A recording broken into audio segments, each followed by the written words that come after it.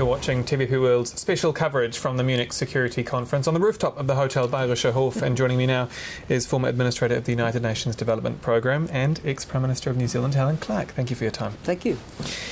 The world order as we know it is over. That was German Chancellor Friedrich Merz. That has been a bit of a theme here at the Munich Security Conference. Are leaders now saying openly what many have known for some time? It depends what it means. We still have a huge body of international law.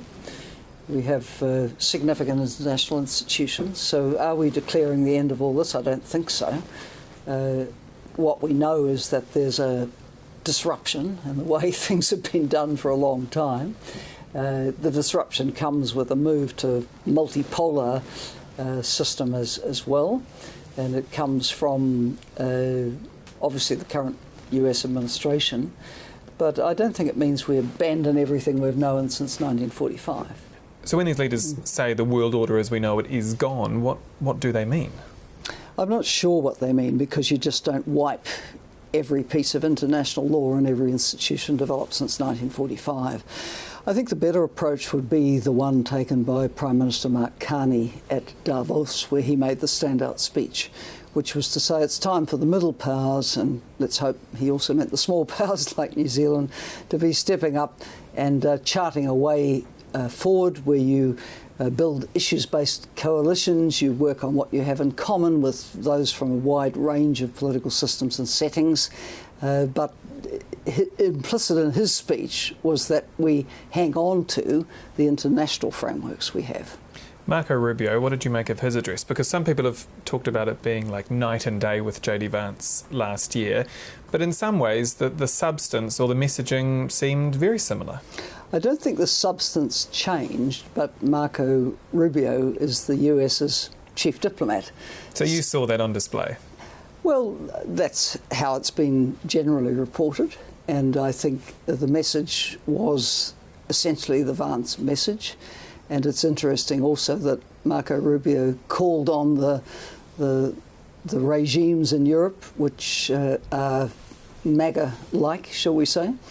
But he delivered the message in a diplomatic way and in a way that sought engagement, whereas the last appearance here at Munich of Vice President JD Vance was pretty much take us or leave us and didn't really seek engagement. So did you feel like Marco Rubio was kind of diplomatic washing the Trump administration a bit? He is the chief diplomat for the US. He brought a message. It was obviously more softly worded. It carried the same punch, but I think Europe's relief would come from thinking, well, at least we can talk to him. He also went after the United Nations for not solving Russia's invasion, saying it was America that got Russia and Ukraine to the table. Do you see the United Nations as still fit for purpose? No, it's not fit for purpose, and inherent in that is the way the Security Council functions, with the 5 permanent members all voting on issues of key importance to them. So with every conflict now, unless it's in a country completely on the periphery without minerals or other strategic interest, there is someone protecting a protagonist, and this has become a major problem. Radosław Sikorski, I've previously spoken to him, Poland's foreign minister. He's called for Russia to be suspended from the UN Security Council. Is that something that you would endorse? I think that there are a range of precedents of the permanent 5 breaching the UN Charter on International Law. I was New Zealand Prime Minister when the US, backed by the UK, Australia and Spain, invaded Iraq. And at the time we said, you are setting a very dangerous precedent, because if the world is expected to look the other way on this breach of international law, what are you going to say when a country of an opposite disposition does the same thing? Now, no one called for the suspension of the US and the UK at the time. In the end, I think the engagement is better than the exclusion, but let's not pretend that the breaches of international law have been one-sided. They haven't been. There's much talk about the rise of the global south. Do you believe the likes of China, the likes of India, could be really key to ending the war in Ukraine, Russia's invasion of Ukraine? I mean, Alexander Stubb, the Finnish president, has told me previously that Xi Jinping could pick up the phone to Vladimir Putin and really put some pressure on. Well, I'm not sure that he could, because the things he would need to threaten to put the pressure on probably aren't on the menu for him.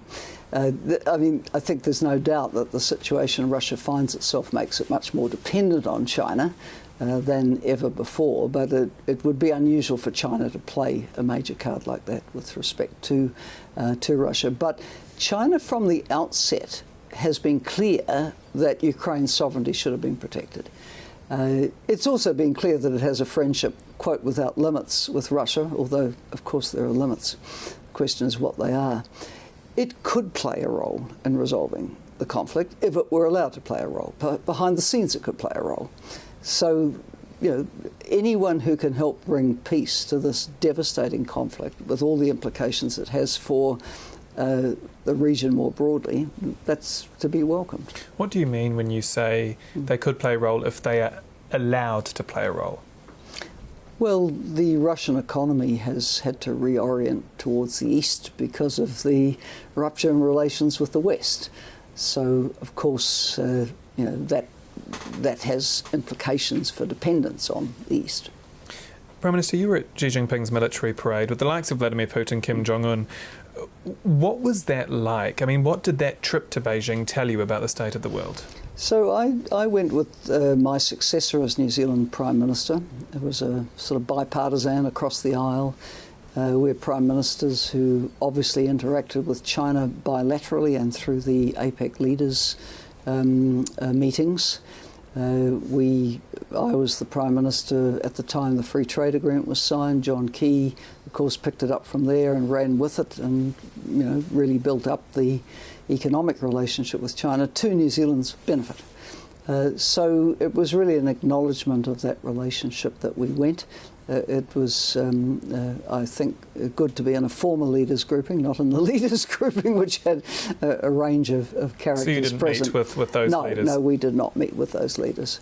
But clearly that parade was a huge moment for China. It brought out its military hardware.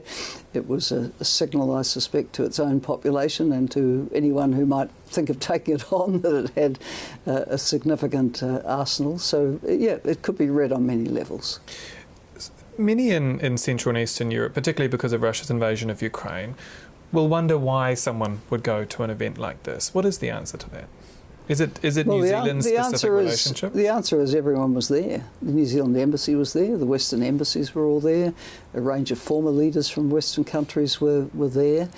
For New Zealand, there has been concern on my part, and this is shared at a senior level across former political leaders in New Zealand, that New Zealand needs to, cultivate relationships rather more evenly. We do have a strong relationship with China economically, and you don't want to risk that by inadvertent mistakes and provocations, shall we say. So I would think there was a great sigh of relief in the New Zealand business community that a former Labour and a former Conservative Prime Minister went together to China to say, look, we have our differences and we've expressed them in meetings with you over many years, but we also believe in engaging. Do you think we'll see more of small powers, middle powers, being forced to actually engage across the board, not just with a partner like the United States, because of what we're seeing with Donald Trump and his turn to the Western Hemisphere? It's interesting, isn't it, that you're seeing a parade of Western leaders go to China again. Prime Minister of the United Kingdom. Leader after leader. Leader after leader, right? Leader after leader is going to China. And here's the reality. The US is only around 13% of global trade. It's been very disruptive. So the other, 87% needs to get on and make its luck. The United Kingdom has already joined the Comprehensive and Progressive Free Trade Agreement of the Asia Pacific. The European Union is in consideration of joining it. So we will all get on and make our luck, as Prime Minister Carney urged us to do. I want to end with a question back at the United Nations, and given my experience covering New Zealand politics as well. You ran for UN Secretary-General in 2016. There's another process underway now for 2027. There's some talk of former Prime Minister Jacinda Ardern running again. Would you back that bid? Would you endorse? Well, I think it's so extremely unlikely it doesn't even deserve a minute's consideration.